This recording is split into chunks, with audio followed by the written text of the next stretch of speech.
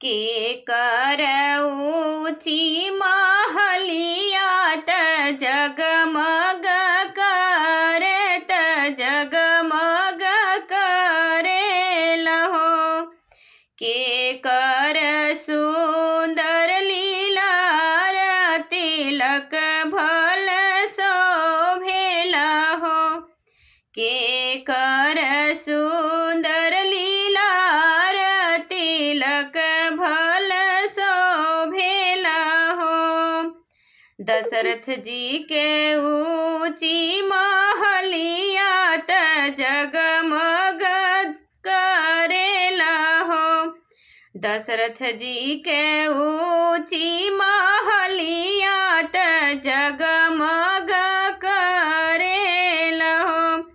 राम जी के सुंदर लीलार तिलक भल शोभेलहो।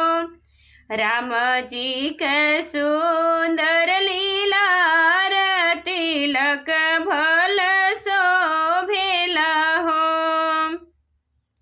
जनकपुर से अइले तिलक हरू तिलकवा चढ़ावे तिलकवा चढ़ावे लागे हो।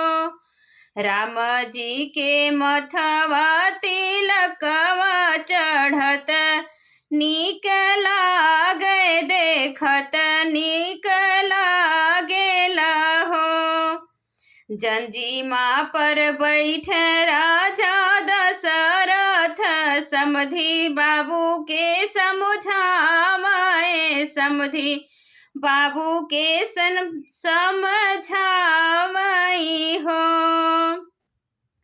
बाबू के तिलक अइल थोड़ा तनिक नाही लागे तनिक नाही लागेला हो। राम जी के तिलक अइल थोड़ा देखत नीक नाही लागे तनिक नाही लागेला हो।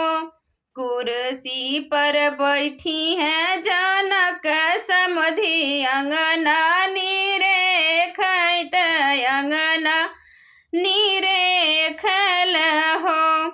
समधि के अंगना बड़ा छोट तनिक नाही लागे तनिक नाही लागेला हो।